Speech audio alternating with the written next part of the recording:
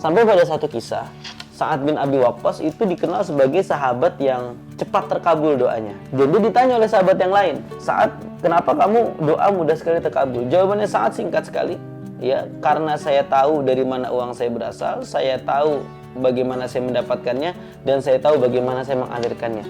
Sehingga di situ sangat-sangat menjaga betul kemurnian dan kesucian apa yang ia miliki, apa yang ia konsumsi. Maka di sini Allah juga menjanjikan falanuhyiyannahu hayatan thayyibah. Lalu di kesempatan ini ya, maka bisa kita ambil semacam ilustrasi bahwa bekerja dalam paham Islam bukan hanya sekedar kuantitas dan kualitas, tetapi juga ada keberkahan di situ. Keberkahan inilah yang tergolongnya salah satunya tadi ada unsur wa anfiqu min thayyibati ma kasabtum. Jadi kita bukan hanya mencari untuk diri kita, mendapatkan untuk diri kita, tetapi kita berusaha menyalurkan apa yang kita punya, apa yang kita dapatkan kepada orang-orang yang membutuhkan.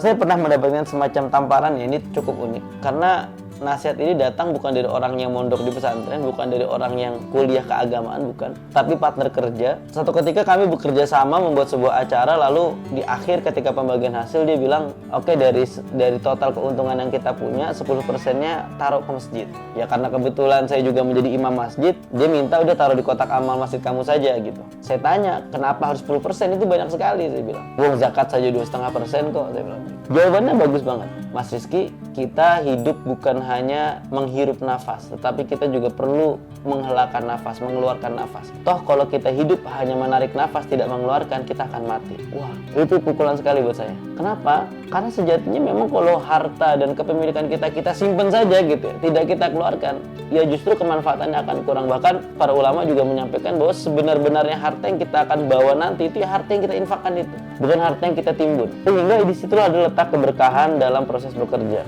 Lalu bagaimana keberkahan itu didapatkan? Ya bagaimana proses mendapatkan uangnya, itu mesti halal, mesti baik. Yang kedua, pelibatan kerjasamanya dengan siapa, dilakukan dengan cara yang bagaimana, penyalurannya seperti apa, itu perlu diperhatikan betul. Dan bahkan yang lebih parah, yang lebih berdampak lagi adalah ini bukan hanya terkait diri kita, tetapi juga terkait dengan siapa-siapa saja yang menikmati hasil dari kita. Termasuk di dalamnya adalah istri dan anak-anak.